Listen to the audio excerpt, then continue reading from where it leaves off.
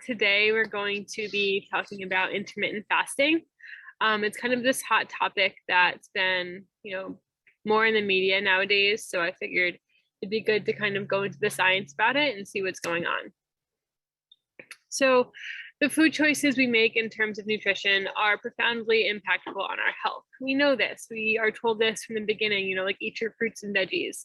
But what we are finding, and this was a huge revelation between when I graduated college with my, bachelor's in dietetics to when I graduated with my doctorate, there has been such a big shift that we're realizing, it's not as simple as just like exercising more and eating less. That's not what makes people healthy. It honestly isn't even effective that much for weight loss. So it kind of stumped researchers, it stumped scientists, it stumped health professionals because we're like, there's something else going on here. And how can we really talk about health when, one, we don't understand it, and this whole concept of calories in versus calories out is extremely outdated. So one of the things that research has kind of looked into and found is that it's not only the types of foods that you're eating that matter, but it's also like the timing of the foods and when you eat them. And as we get older, you'll hear a lot of doctors say, well, you gained a little bit of weight, especially for females when they go through things like menopause. It's like, oh, well, weight gain is just unavoidable. And that's not necessarily true, and it doesn't have to be that way. And intermittent fasting is one of these ways that a lot of health professionals that are more on the like functional or integrative side are kind of combating this. So what is intermittent fasting? Basically, fasting is the absence of consuming food, so meaning that you're not eating. And intermittent fasting is not eating for a specific time period, whether it's throughout the day or longer duration fasts. But intermittent fasting is just having a specific time period where you don't eat, and you do this consistently. So you either exist in a fed or a fasted state. Intermittent fasting is consciously altering the fasted part to match specific durations.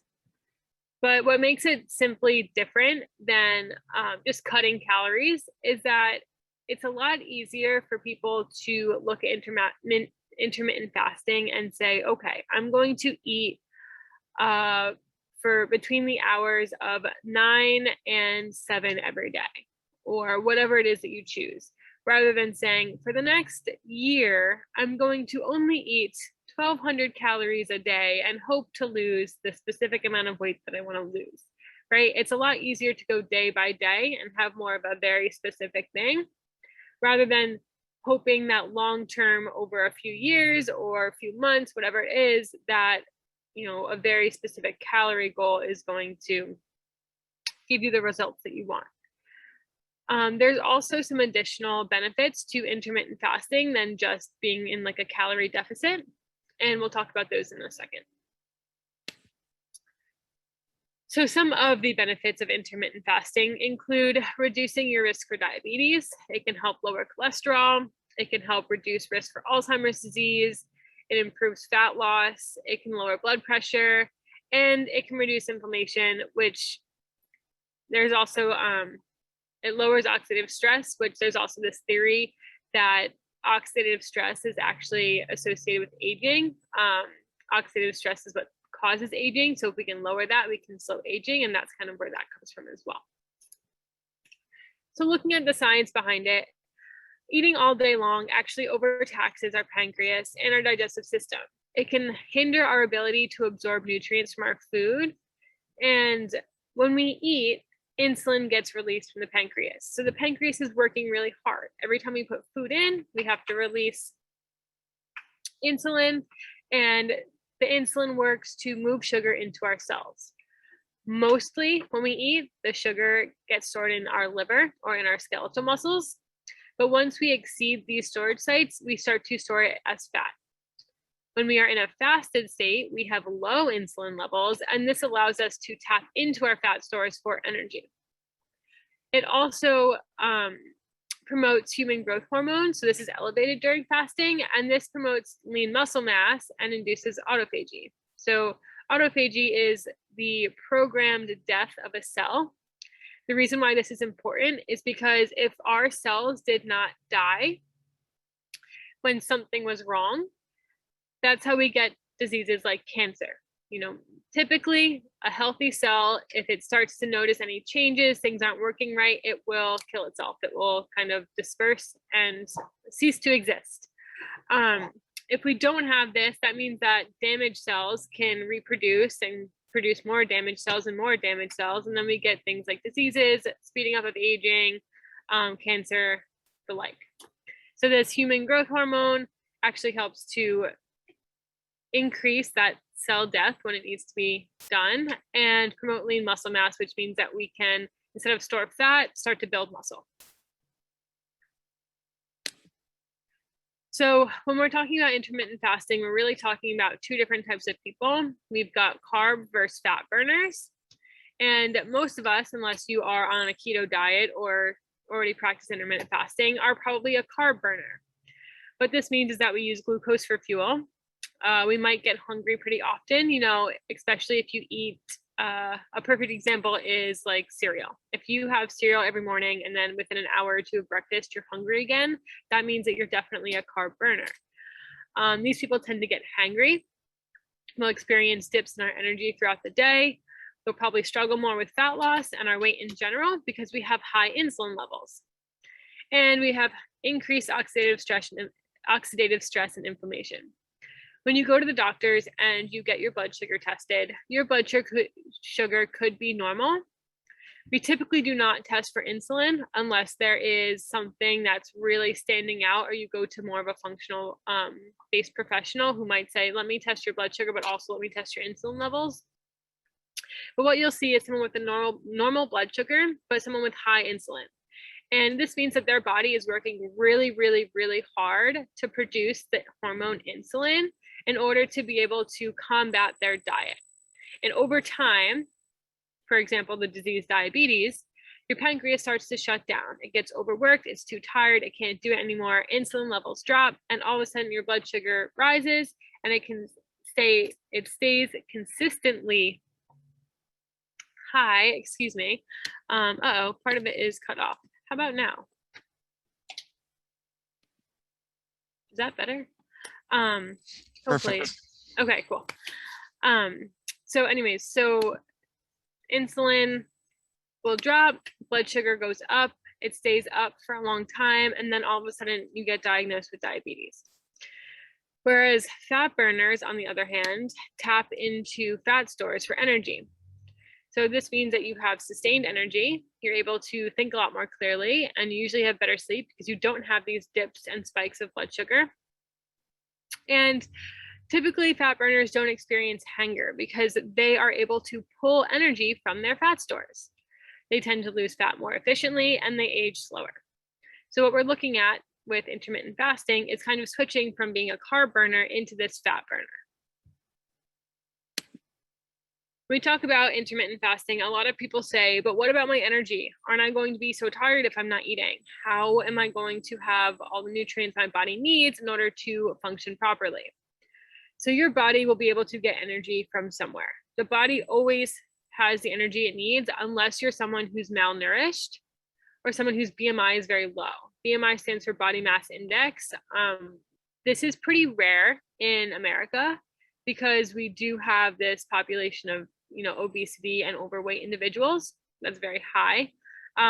But if you are someone who's your doctor tells you, you need to eat more, you need to gain weight, then intermittent fasting probably wouldn't be for you. So for the most part, your body is able to get energy from somewhere. You can either get it from the food that you eat or from the body fat that you have stored. Fasting increases your sympathetic nervous system. And sympathetic is not always you don't always want to increase your sympathetic nervous system because it can be that like fight or flight response. But in this case, it's good. This mild activation of it gives you an energy boost. Research has shown that you actually burn 10% more calories after 4 days of fasting.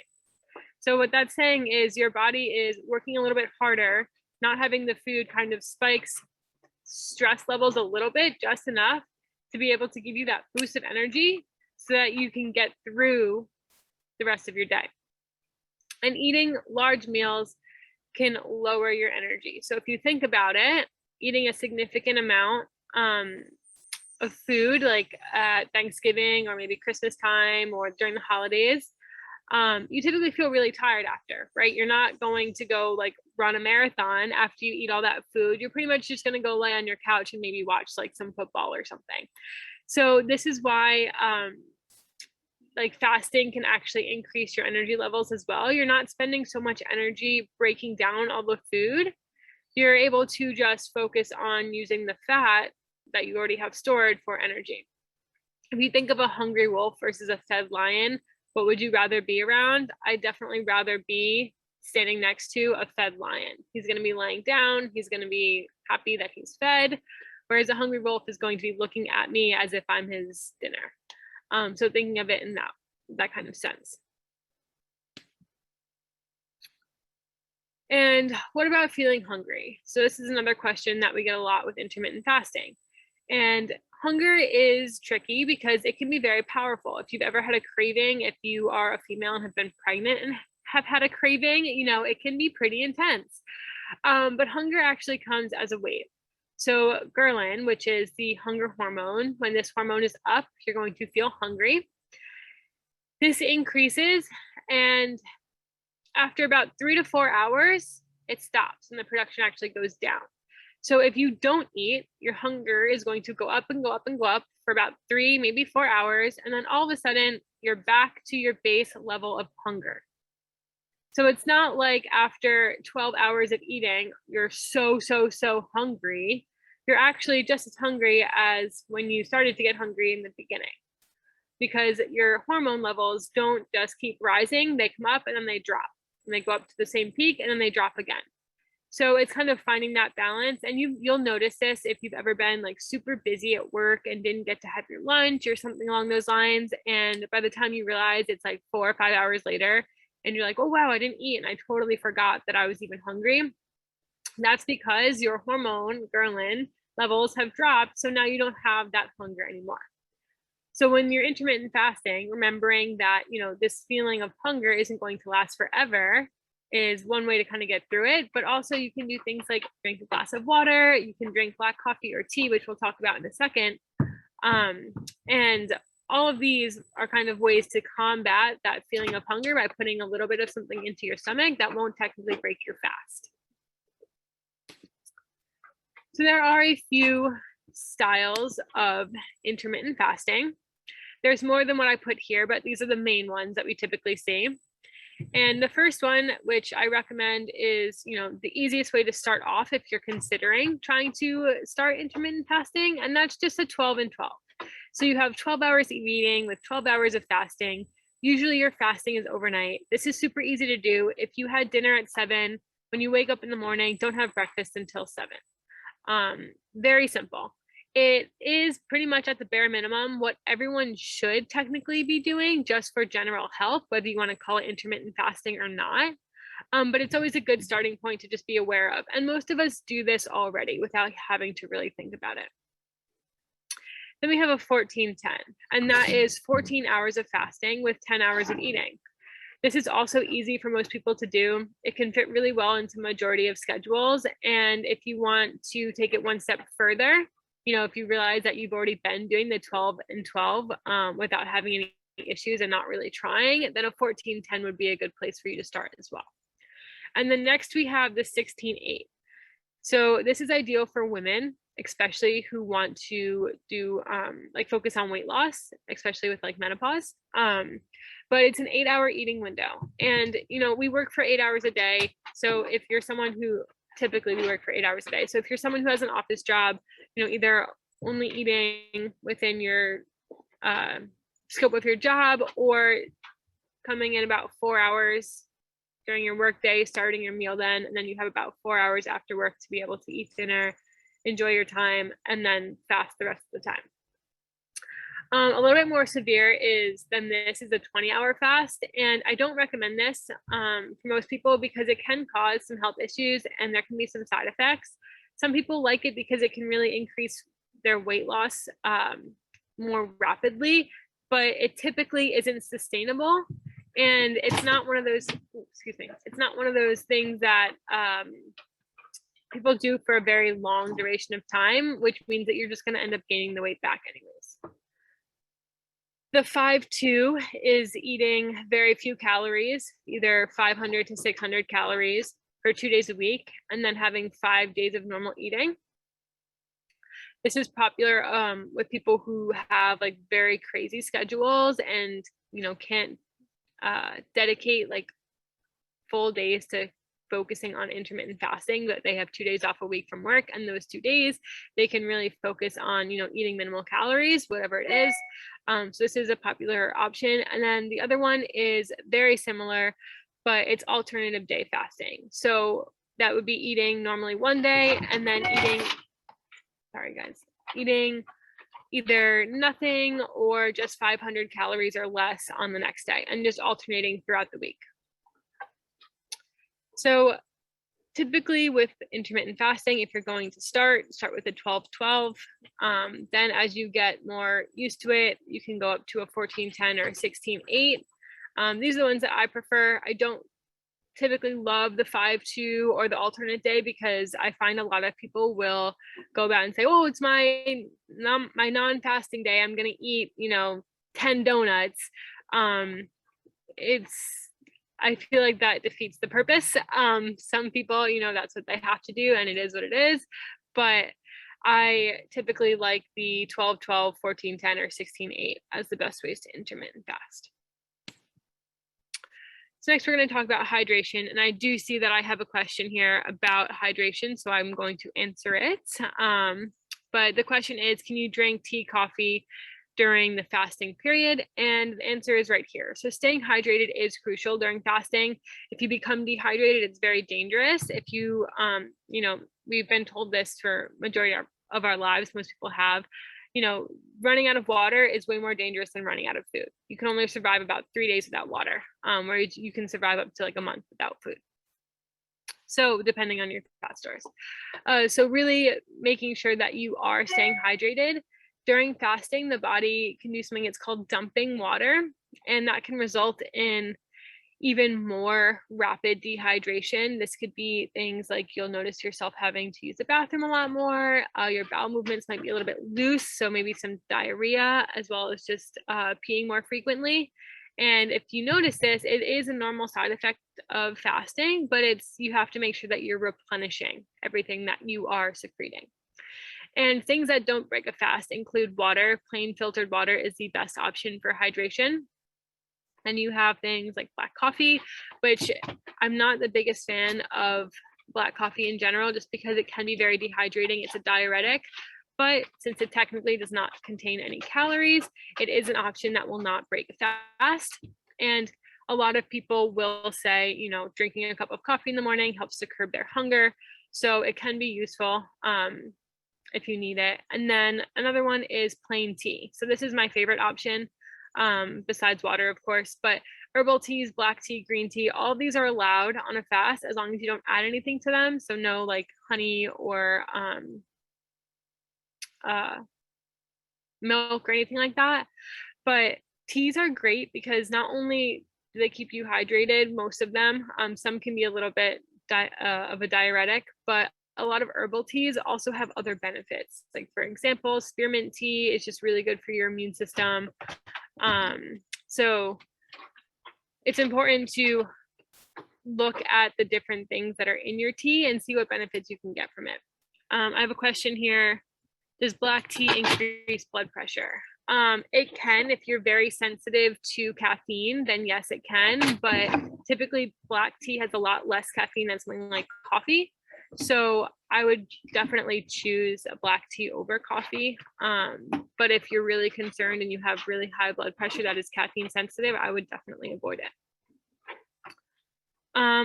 let me go through these questions real quick. What is a normal blood sugar number? A normal blood sugar is between like 75 and 100. You don't want to be more than 100 if it's fasting.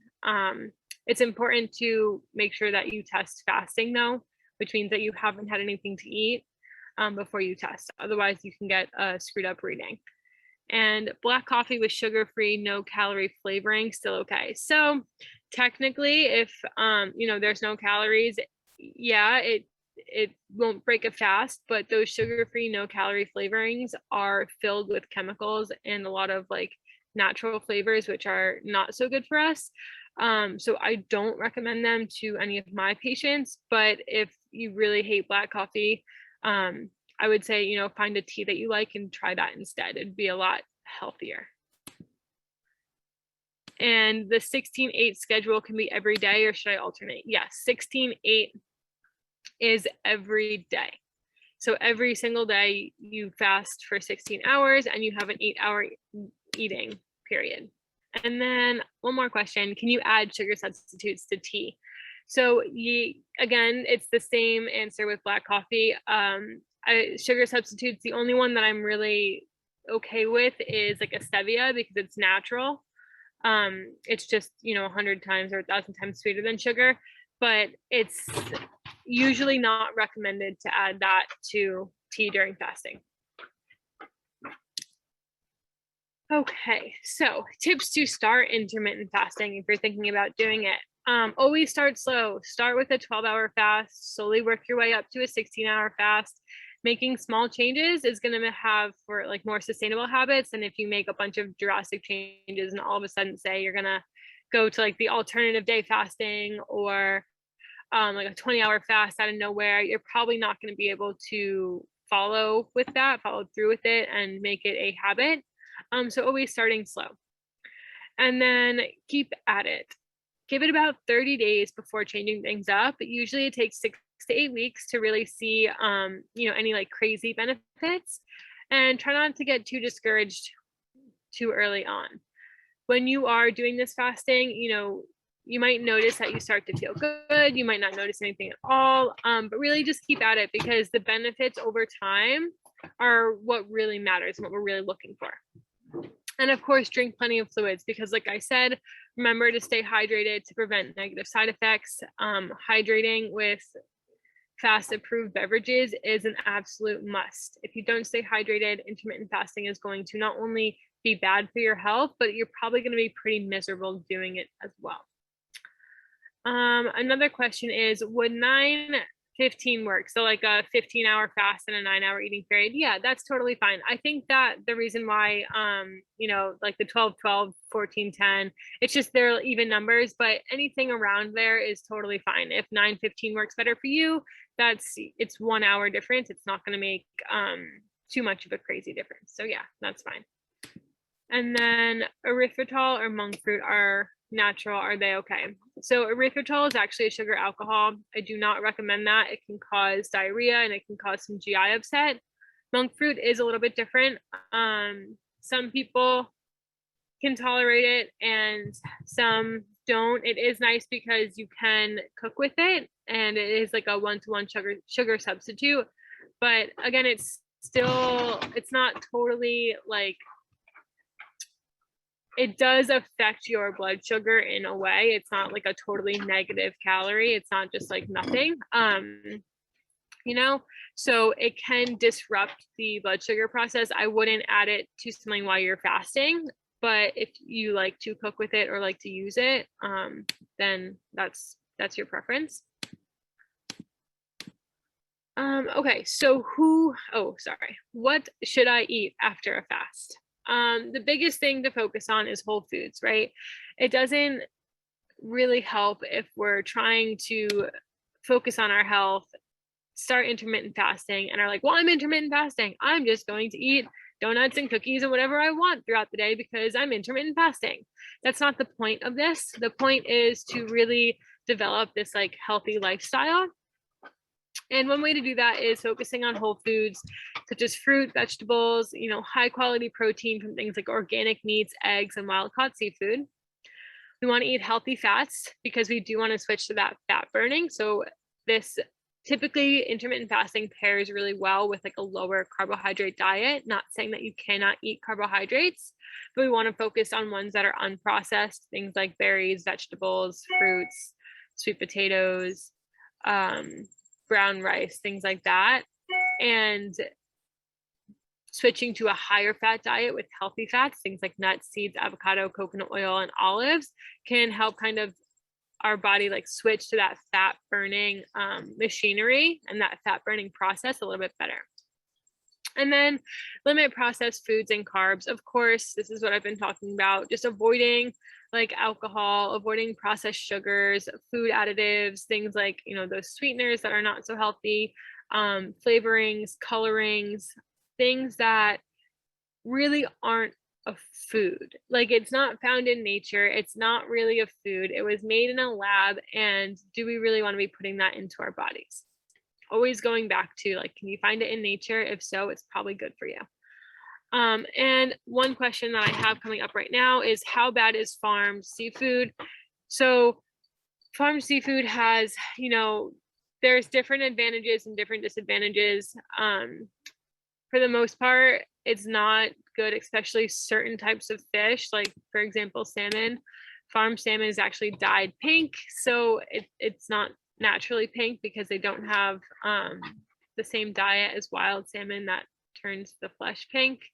I always say go for wild caught seafood. It's a little bit more sustainable and it's going to be healthier for you. The one advantage to some farm raised fish is that it will be lower in mercury depending on where, you know, they're growing them and the conditions of their food. But if you're not eating a tuna steak every day, you're probably, or like swordfish every day, you're probably fine. On the mercury side of things, I always say go with wild caught. It's going to be the healthiest option for the most part.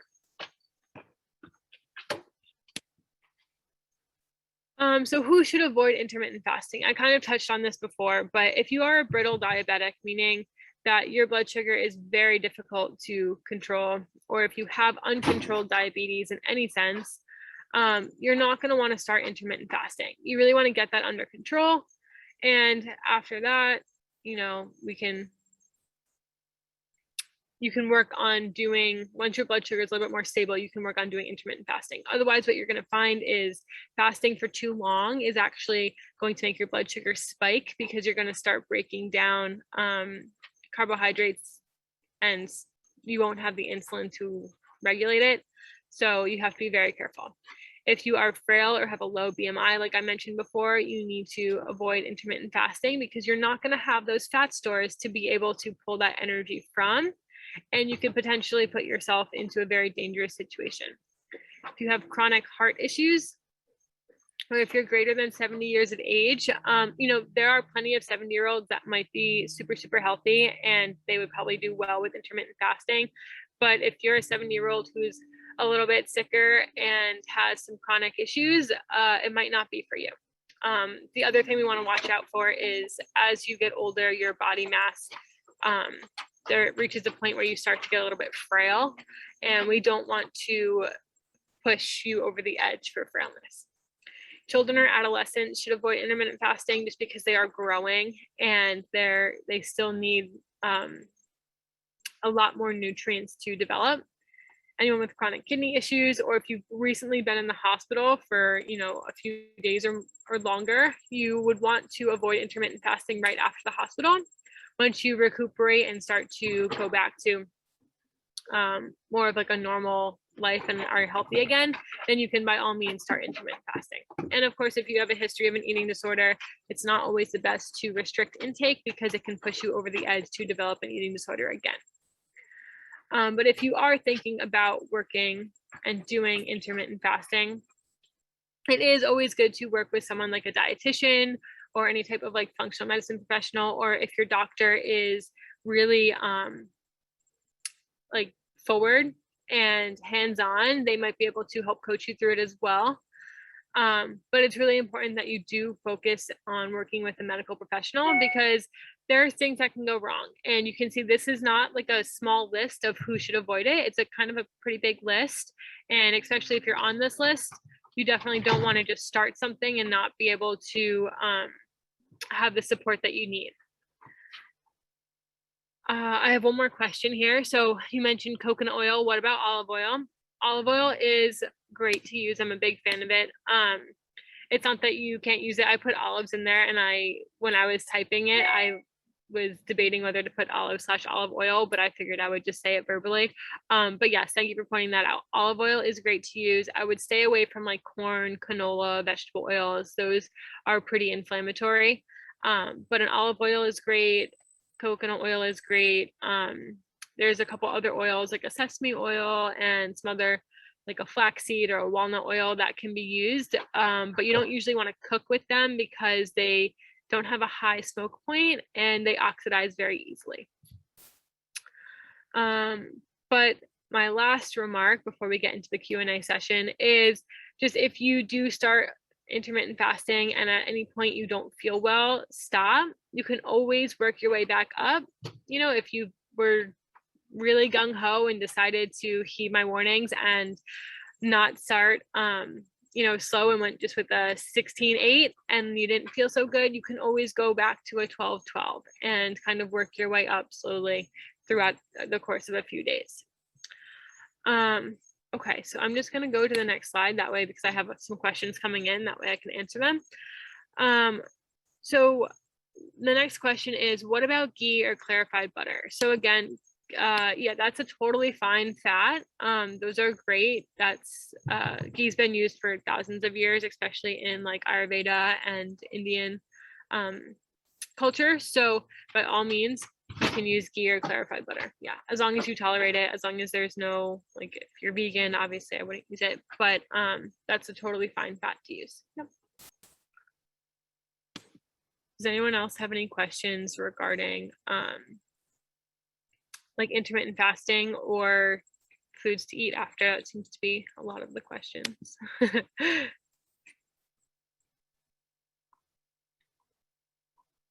If you'd like to use the raise hand feature, yeah, I saw a couple of those before. We could unmute you if you, oh, we have, okay.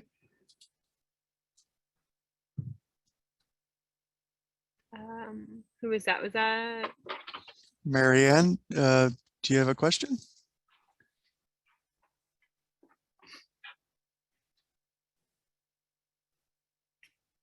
maybe not?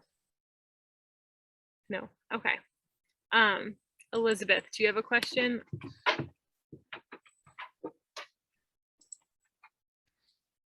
Unmute. Okay, can you hear me? Yes, Perfect. Oh, okay, great. This is a wonderful session. Thank you very much. So I would like to do the intermittent fasting for weight loss, but can you talk about maintenance? Like once you've reached your goal weight, is it a lifestyle that you can then do going forward? Yeah, so that's one of the things I love about intermittent fasting is it is a lifestyle. You don't, it's not as hard or like to wrap your head around of being like, oh, I have to do this diet for so long, and then all of a sudden, like I reach my weight and now I don't know what to do because if I stay on the diet, I'm going to lose weight. It's not like that. Intermittent fasting, there's so many benefits beyond weight loss that you can get. So by all means, once you reach your goal weight, then you just continue with it. You can even add like an extra hour of eating if that helps you maintain your weight. But typically, once people reach their goal weight, they don't tend to drop a ton more after because you intuitively know, like, okay, I'm at this weight, so now I'm just following this same pattern of what got me here, and you're able to, kind of adjust your food accordingly. But typically, it's very easy to maintain, and yeah, okay. It can be a lifestyle. There's also, so talking about that, when you reach a plateau, I mean, how do you know whether it's a plateau or whether you've reached your ideal weight? So weight loss plateaus are difficult. What I like to tell people is think about like a healthy adult weight that you were at some point in your life that you felt good at. And that you should be able to get to that. Not Mhm. thinking about high school, not thinking about when you were like younger and weighed like 100 and whatever pounds, but thinking about like your healthy adult weight when you felt your best. You should be able to get there, genetically speaking, Mhm. and just like hormone speaking and everything. But you don't want to strive for something that's unrealistic. Does that make sense? Yes. And typically with a plateau, you'll see if you go like 2 or 3 weeks with the plateau and you don't see any changes, even if you're adjusting, which you'll have to work with like a specific, a dietitian or a healthcare professional or something that will be able to adjust your regimen a little bit to see if it Mhm. really is a plateau or if it's just like this is your healthy body kind of set point weight that you might not be able to drop any more of unless Okay. you are going to like unhealthy extremes. Right. Thank you. You're welcome. I have a question here that says, does adding milk or tea or coffee break the fast period? Yeah, so milk or tea, adding milk, sorry, to tea or coffee. Yes, adding milk because it has calories will break your fast. Everything that you have during a fasting period needs to be no calories. So plain coffee is fine, plain tea is fine, water is fine, but anything else that has any type of like fat, protein, sugar, anything in it, anything that's going to cause it to have calories is going to break that fasting period. And I have another question here. Let's see. Do you have an opinion about eating keto along with the 16-8 and an occasional alternate day eating supplemented with bulletproof coffee on alternate day fasting? So keto is, I think I mentioned this, it pairs really well with intermittent fasting. And my opinion on keto in general is not everyone can do it. If you're a cholesterol hyperresponder, it's not going to be good for you. Your cholesterol levels are going to shoot up to unhealthy levels and can put you at risk for heart disease or stroke. If you're someone who is not a cholesterol responder, hyperresponder, and you enjoy the keto lifestyle and you feel like you can do it for the rest of your life, then by all means go ahead. But if you don't feel like you can maintain the keto diet for the rest of your life, then I would not start it or try it, because as soon as you go off it, you're going to end up gaining the weight back. Typically, people gain back even more than what they started with, and it can be damaging to your body. But if you do really love it, the 16-8 is great for it. A lot of people, who do keto, they're eating a lot of more fat, so you're not feeling as hungry, you're very satiated. 8 hours of eating should be plenty for you, and you can always do that, alternate day if you really want to, if you want to add that in. I just wouldn't overdo it. You don't want to go to extremes and make things unsustainable. That's my biggest advice with any type of diet, whether you choose to be vegan or keto or whatever it is, you want it to be sustainable. And bulletproof coffee is fine with the keto diet. Yep, it's recommended. It's not for fasting. There is, calories in it. But if you are consuming that on a day that you're doing if you're doing alternate day and you're doing like 500 calories, then yeah, that's fine. What about alcohol, like having a glass of wine? So alcohol is a tricky topic. Moderation, there's been so much research on this, and alcohol in moderation is good for you. And that means a glass a day for women and 2 glasses a day, 1 to 2 a day for men. Wine, red wine in particular, is the best option because it does have, some health benefits to it. Whereas if you're drinking like a Jack and Coke every day, maybe not the best option, especially because it's mixed with soda. If you are drinking it during a fast, it will break your fast. But if you are drinking it during your normal, like your hours that you're supposed to be eating, then it's totally fine. I just wouldn't overdo it. Don't let a glass turn into a bottle. But a glass of wine a night, especially if it's red wine, is okay. And there is a lot of research suggesting that it does have health benefits. Another question is there a minimum number of calories one should take in? So no, that is the beauty of intermittent fasting. You don't really have to calorie count. You shouldn't, if you're eating, you shouldn't be eating 500 calories a day. because that's just not going to be enough. Like you need to eat enough to satiate you. You're not stuffing yourself. But one of the reasons why I really like intermittent fasting is because this, it brings in your intuition. So we know when we're hungry, we know when we're not. Babies know when they're hungry, babies know when they're not. The difference between us and babies is that we have a ton of external cues that babies are not aware of, such as the time, such as social events, things like that, that tell us when we should eat. And we don't always tap into whether or not we're hungry.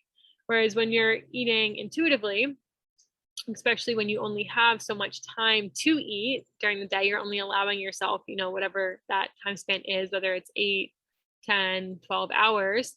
You need to tune into, am I hungry right now? Do I want to eat this? Okay, then I'm going to eat it. You're not just stuffing your face for no reason. You're not eating because it's a social cue. You're eating because you're hungry. And once you are not hungry anymore, you don't have to eat.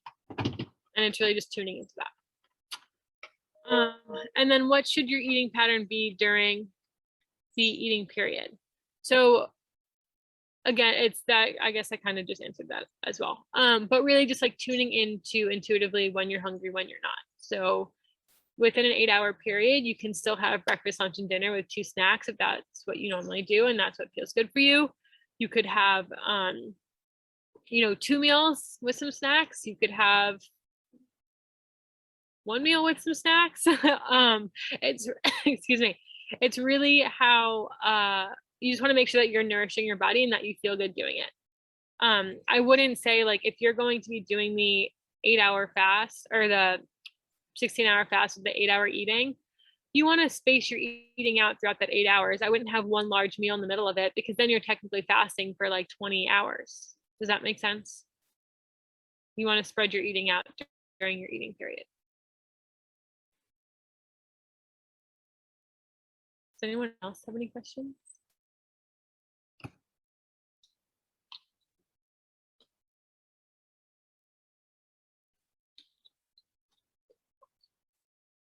No.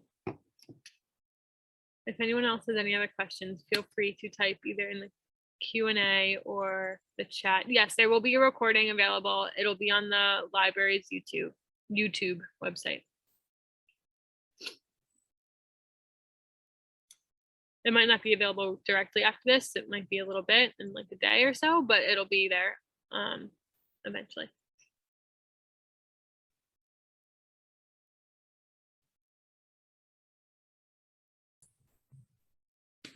Does anyone else Did you have have a question, Patty? Yes, I wanted to know about, I usually buy from Trader Joe's unfiltered raw coconut oil. I was just wondering what they do, what's the process of them? Like, why would they filter it? Like, what is the different types of coconut oil and what, you know?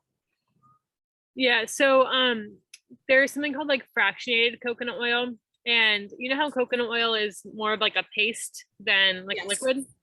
So they make it where it is a liquid and it goes through like a chemical process to do that. So it's just telling you like it's not going through any processes. This is the natural coconut oil that you're buying, and that's fine. Does it matter what brand is it, or is it all sort of the same? Is it sourced? No, I love Trader Joe's. So Trader Joe's is like, I wish there was one closer to us out here, but they're great. They have a lot of organic options, and that it's probably fine. Thank you. You're welcome. And I have one more question. Does fasting work for menopausal women? Yes, 100%. I recommend any of my clients that are going through menopause to try, even if it's just the 12 and 12. It's very great for that because it also does help with that hormone balance. And menopause is all just when your hormones kind of go out of whack and go a little crazy. So being able to do anything to put that back into balance is very helpful. Yeah.